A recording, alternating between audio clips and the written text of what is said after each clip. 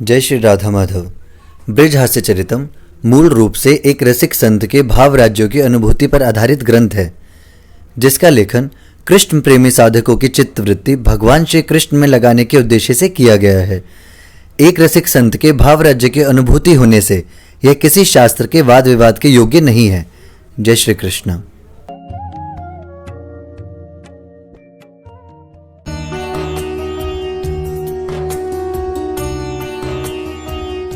देखो, ध्यान से सुनना, शब्दों पे गौर करना।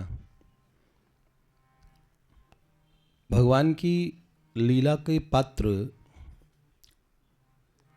भगवान चुनते हैं, फिर इसमें हमारा क्या रोल है? यह गुण साधन ते नहीं होई, तुम्हारी कृपा पावे कोई कोई। तुम्हारी कृपा तुम ही रघुनंदन, जानहि भगत भगत और चंदन।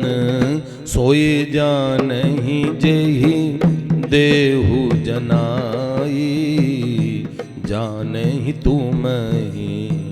तुम ही होए जाए। जब गुण साधन से नहीं हो सकता तो फिर हम अपनी मर्जी से लीला में प्रवेश नहीं हो सकते। हमारा कोई रोल नहीं। जब भगवान ही करेंगे तो भगवान ही शामिल कर लेंगे। नहीं, एक चीज आपकी मर्जी की है, वो है आपकी इच्छा, आपकी चाहत। पर हम तो इतने बदनसीब हैं, क्या कहते हैं, हम चाहते भी उसे हैं जो हमें नहीं चाहता, और जो हमें चाहता उसे हम नहीं चाहते। कमाल की चीज है। बेचारे प्रेमियों की ऐसी स्थिति, जो हमें अनंत काल से चाहते हैं, कम वा दयालुम शरणम ब्रजे में, उन्हें हम नहीं चाहते। हम चाहते फिरते हैं इधर उधर। पर हम तो कह रहे हैं, एक जो अपना बनाने के लिए तैयार है, एक बार बस। तो हम बताते हैं किन किन को श्री कृष्ण चुनते हैं, जो उनके प्रति चाह रखता है। माम इच्छाप्तुम धनंजय, भगवान की चाहत रखें। ध्यान से सुनना, एक छोटी सी गाथा है।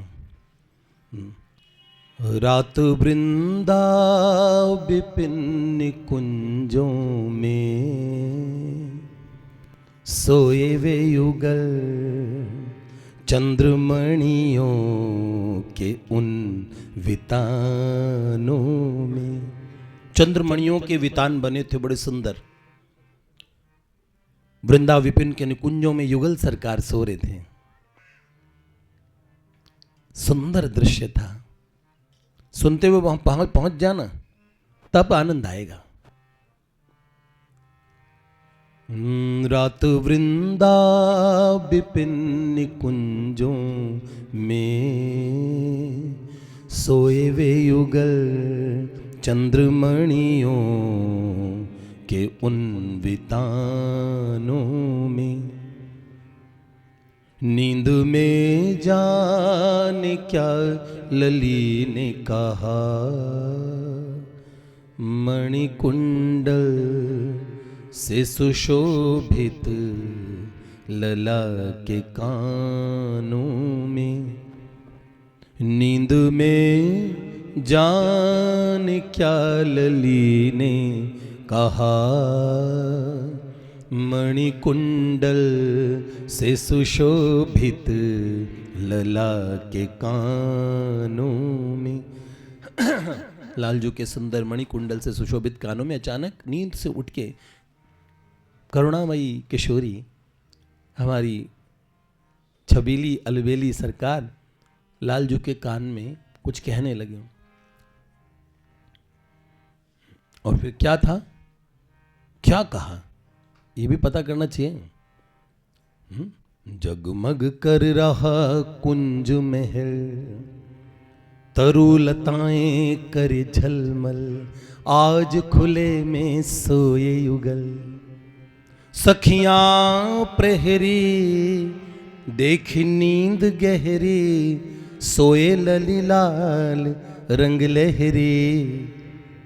मुस्काए बसा छवि प्राणों में, चांद तारे जो निकुंज के थे आसमानों में। उस सुंदर छवि को वहां के चंदा तारे भी देख के मुस्कुराने लगे। मुस्काए बसा छवि प्राणों में, चांद तारे जो निकुंज के थे आसमानों में। फिर क्या हुआ? सखियां निरखे प्रेम पगी, तभी सभी की आंखें लगी। लाडली उसी क्षण में जगी, लल निरखे लाल सहलाए गाल। सुलझाने लगी घुंघराले बाल, खोई लली लाल की मुस्कानों में। धीमे से कहा लगा मुख कुछ उनके कानों में। क्या कहा? आधी नींद थी सरकार, थोड़े थोड़े उठे, मुस्कुराए और क्या चीज कही? लली की तरफ हुए रुख मोड़ के, कानों में बोले लला कुछ मुख जोड़ के। शीश ढक सोए अभिवास ओढ़ के। कुछ बोला, फिर मुड़े, श्री जी से कुछ कहा, फिर दोनों अभिवास ओढ़ के सो गए। प्रगटाई कला निज रूप बदला, नव जोड़ा चादर से निकला। देखा न वो रूप रूपवानों में, गोरे से लला नील श्यामली सोई मचानों में। होठों के पास एक तिल था किशोरी जी के, तो वो गोरे से लला के होठों के पास तिल था। तो इससे अनुमान लगा सकते थे आज वो जो छोरा था वो तो लली थी और छोरी थी वो लालजू थे। राधा रानी श्याम सुंदर की जगह आ गई, श्याम सुंदर किशोरी जी की जगह आ गए। अब क्या हुआ? सखियां टहल करने आई। सखियां करने आई टहल, देखा पौधे नवल युगल। कुंज महल में मची हलचल, सखी लखी जोड़ी धीरज छोड़ी। आई ललिता जू पे दौड़ी, आज लली सांवरी बितानों में। वो गोरे से लला सोए उपधान दबा के रानों में। उपधान जानते किसे बोलते हैं? तकिए को बोलते हैं। पैरों में तकिए दबा के गोरे से लला सोए हैं। सखी दौड़ के आई ललिता जी के पास। आज एक सांवरी सी मतलब नील श्यामली सोई है और जो लाला हैं वो बहुत गोरे हैं। सखी लखी जोड़ी धीरज छोड़ी, आई ललिता जू पे दौड़ी। आज लली सांवरी बितानों में, गोरे से लला सोए उपधान दबा के रानों में। ललिता जुआई सखियों के संग, चित्रा विशाखा भी रह गई दंग। झट से युगल की नींद भंग। उठो लला गोरे मत बनो भोरे, कान्हनंद जुके सांवरे छोरे, बसी जोड़ी जो हमारे प्राणों में, कहाँ ललीला जगाती झिने हम बिहानों में। वो लली लाला कहाँ है जिनको हम रोज सुबह विहान में, सुबह सुबह भोर में उठाती हैं? बताओ तुम दोनों कौन और यहाँ कैसे आ गए? है ना, ज्यादा उठो लला गोरे मत बनो भोरे, कहाँ नंद जुके श्यामल छोरे। कहाँ गए वो बताओ? अब सखियां कुछ गुस्से में, कुछ बेबस, बस कुछ कह दो तो अभी रो ही जाएंगी। किसको बदल के कहाँ से आ गए? वो कहाँ गए और तुम कहाँ से आए? जैसे कहा, अब जो सांवरी श्री जी सोई थी, सरकार का रंग बहुत गोरा है, बहुत गोरा, उसमें नील श्याम आभा आती, इसलिए उसे नील श्याम वर्ण कहते हैं। तो वो सांवरी क्या बोली? सांवरी बोली सही प्रश्न है ये, मैं राधा महाकृष्ण है ये, मैं महाराधा, ये महाकृष्ण, वाह भाई वाह। मैं राधा महाकृष्ण है ये, तुम्हारे प्रेम के तृष्ण है ये, आए लला गोरे गए नंद छोरे, कहे शाम चिढ़ाती जोरे। तुम हमेशा शाम शाम कह के चिढ़ाती थी, तो हम गोरे लला आ गए और श्याम सुंदर चले गए हैं। हृदय उकता तुम्हारे तानों में, गए गोलोक संग राधा के चढ़ विमानों में।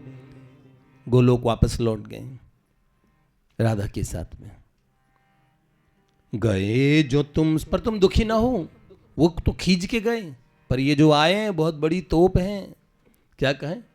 गए जो तुमसे खींच के वे, प्रेम तुम्हारे पसीज के ये, गए जो तुमसे खींच के वे, प्रेम तुम्हारे पसीज के ये, आ गए तुम पे रीझ के ये।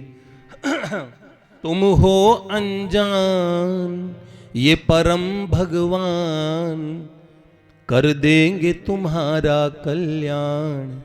ये सबसे बड़े भगवान हैं, ये गोरे वाले सांवरे वाले से तो ज्यादा बड़े भगवान हैं। ये परम भगवान क्या तुम्हारा कल्याण करने आए हैं। अब तुम्हारा कल्याण हो के ही रहेगा बस। कोई तुमसी, तुम रो क्यों रही हो? तुम जैसे तो भगवान कोई नहीं होती। कोई तुमसी न भागवानों में, आ गए वे खुद जिक्र जिनका है वे पुराणों में। सनातन पुरुष कहते ना, यही तो है वो सनातन पुरुष गोरे गोरे से। तब सखियों ने बोला ये, पर हमें नहीं चाहिए सनातन पुरुष, तुम रखो अपने सनातन पुरुष को। हाँ, अभी तो हमें तनातन हमारे ही वाले पुरुष चाहिए। तुम रखो अपने सनातन उनको, हमको तो नहीं चाहिए। हमें तो हमारे श्याम सुंदर चाहिए, वो ही वैसे ही लाला, वैसे ही प्यारे जो बाबा नंद जू के सुंदर सुकुमार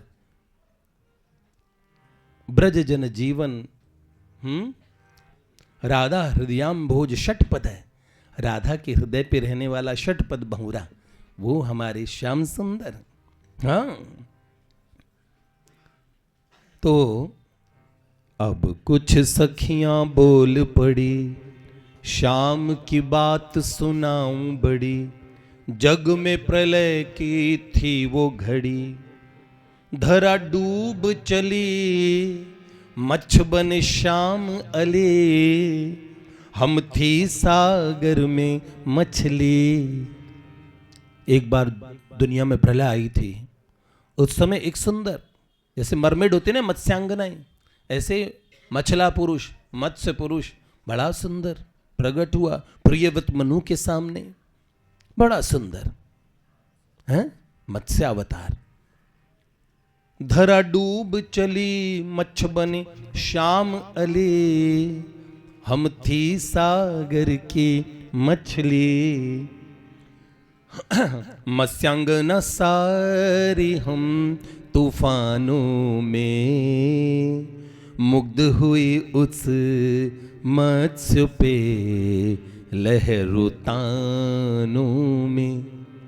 उत्तान लहरों में, उन तूफानों में ये हम मत्स्यांगनाओं को वो मछला बड़ा प्यारा लगा, उस मत्स्य रूप पे मुग्ध हुई और हम सब यहां ब्रज में गोपिका स्वरूप बन के आई। तभी चंपक लता जो ने बोली बात, चंपा बोली बात भेद कियों, मूर्तियां सी खड़ी वहां वो खेद की जो, मूर्तियां सी खड़ी वहां वो खेद की जो, सखियां हैं श्रुतियां सारी वेद की वो सारी जो खेद की शोक की मूर्तियों के समान उदास बिलखती रोती खड़ी हैं, वो सारी वेद की श्रुतियां हैं। ये मछलियां थी वो, ये सब वेद की श्रुतियां हैं। क्या है जो पुरुष परम, जिन्हें कहते पूर्ण ब्रह्म, उन्हें जानती सारी ये बिनु भ्रम। तुम सबको बेवकूफ बना सकती हो, ये वेद की श्रुतियां खुद है, ये सब पूर्ण ब्रह्म को पहचानती है, सनातन पुरुष को पहचानती है। ये आई उसी सनातन, गाती जिनको गाती नित जिनको साम गानों में, साम वेद के गानों में जिनको ये नित्य गाती है वेद की श्रुतियां, गाती नित जिनको साम गानों में, आई ऋचाएं गोपी बन उनके आह्वानों में।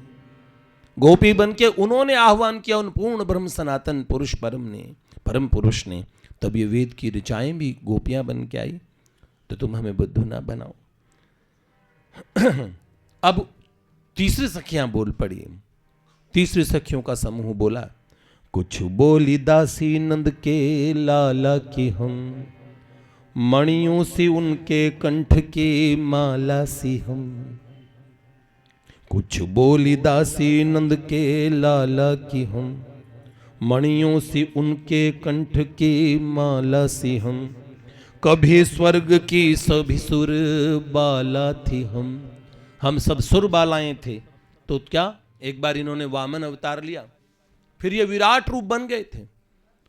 वामन से विराट बने ये जग सम्राट, देखे इंद्र अनुज प्रभु के ठाट। आया गोपी भाव अरमानों में, हम थी मुग्ध देख के बंधा इनको बलि के दानों में। राजा बलि के दान में इन्होंने बलि को बांधा और खुद बंध गए हमेशा के लिए। और ऐसे बंधने वाले वामन से जब ये विराट हुए उपेंद्र प्रभु, तब से हमें भागे और उसी समय हमारे मन में गोपी भाव आया। तो इनकी कृपा के सिद्धांत से हम भी गोपियां बन गए। तभी कुछ अब दूसरी सखियों का, चौथी सखियों का समूह बोल उठा। सैकड़ों सैकड़ों सखियां बोलने लगी। कुछ बोली बात ये बीसों बिसी, हम सब थी दंडक वन में ऋषि। युगों की तपस्या में देह घिसी, हम दंडक वन में दंडकारण्य की ऋषि थी और युगों की तपस्या से यहां बांबियां लग गई थी शरीर पे दीमकों की। शरीर नष्ट हो गया पर प्राण बचे थे। तो क्या कुछ बोली बात ये बीसों बिसी, हम सब थे दंडक वन में ऋषि। युगों की तपस्या में देह घिसी, आए बंसिया राम लाजे कोटि रति काम।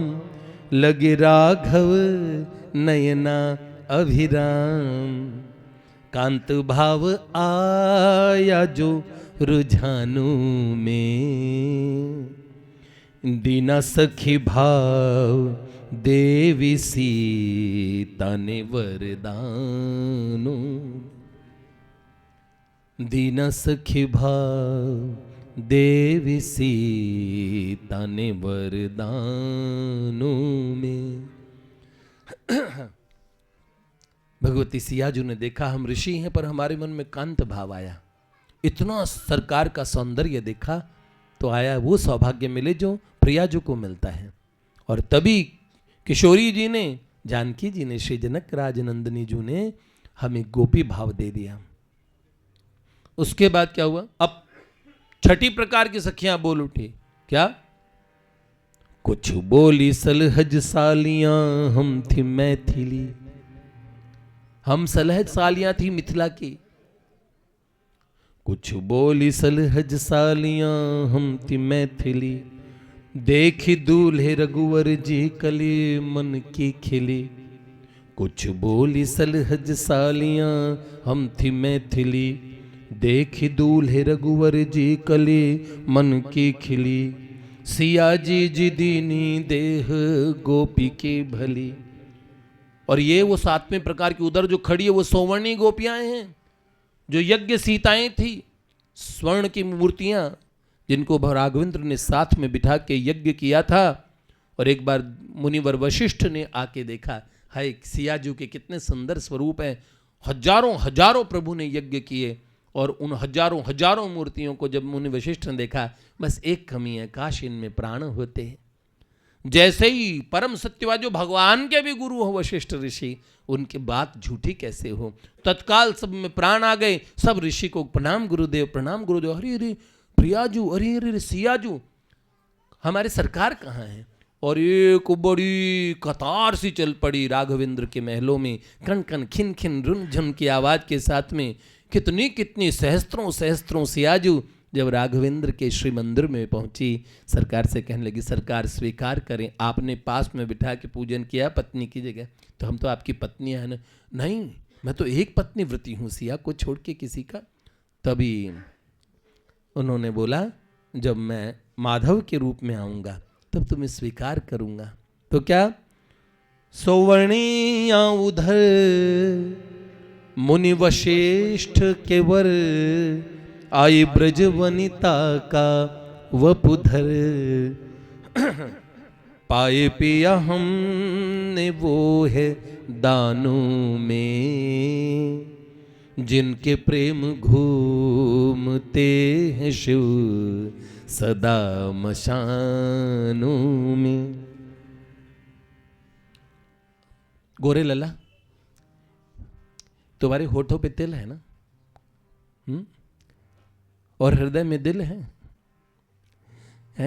आंखों के आंसू अगर समझ पाते हो और अपने आप को भगवान कहते हो, तो भगवान तो बड़े करुणा में होते हैं। तो बोलो, अगर हृदय में सच में ऐसी करुणा जो हमारे श्याम सुंदर में थी वो तुम में भी है, तो एक काम, एक वरदान दोगे? गोरे से लला ने कहा, कहो सखी। तो उन्होंने कहा, गोरे लला तुम हो जो परमेश्वर, लौटा दो हमको वे नंद कुंवर। नहीं इस क्षण में हम जाएंगे मर। नहीं थी बाधा जब थी राधा, वो हमें नंद कुंवर से भी ज्यादा। लाडली सी करुणा ना जहानू में, रोम रोम डूबी उसके हम एहसानों में। कह के यूं सारी सखियां रोने लगी। ललिता जू भी अब तो धीरज खोने लगी। कुंज धरा भी व्याकुल होने लगी।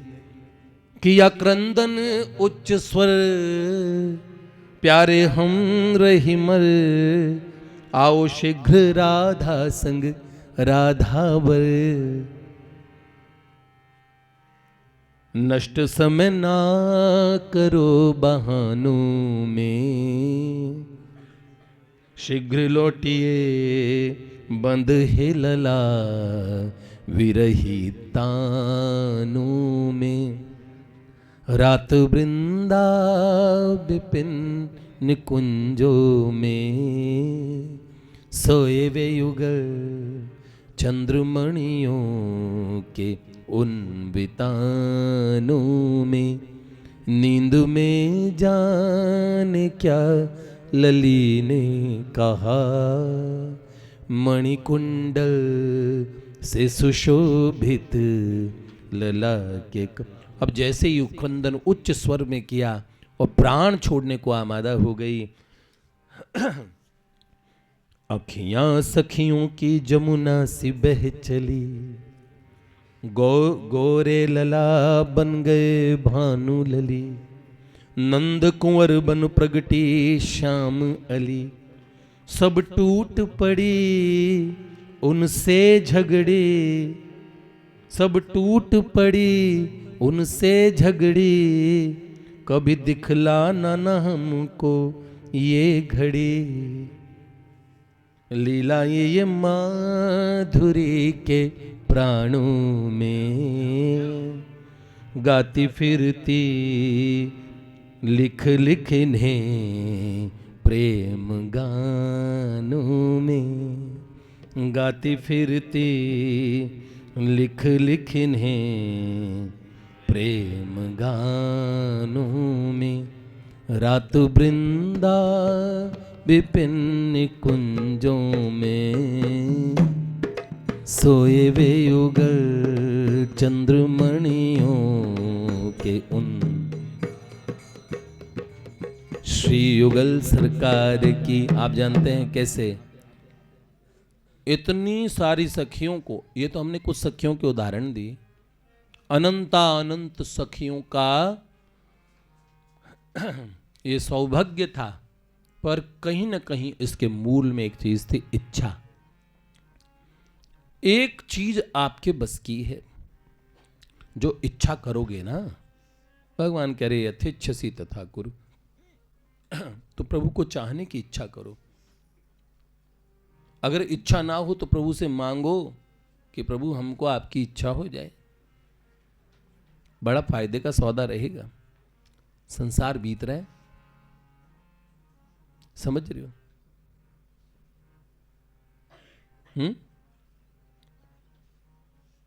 और दुनिया का ये जो जिंदगी का टाइटैनिक है कब डूब जाएगा। खूबसूरती का टाइटैनिक भी डूब जाएगा, रिश्तों का भी डूब जाएगा। किसके भरोसे आंख मूंद के जिए, किसके भरोसे? शरीर का ही भरोसा नहीं है। काल अव्याल मुखग्रास त्रास निर्णाश हेतवे।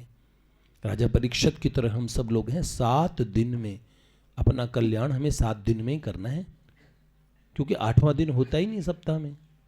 इसलिए 7 दिन ऐसे बैठना चाहिए, भगवान की कथा को स्वादु स्वादु पदे पदे ऐसा स्वाद लेके सुनना चाहिए।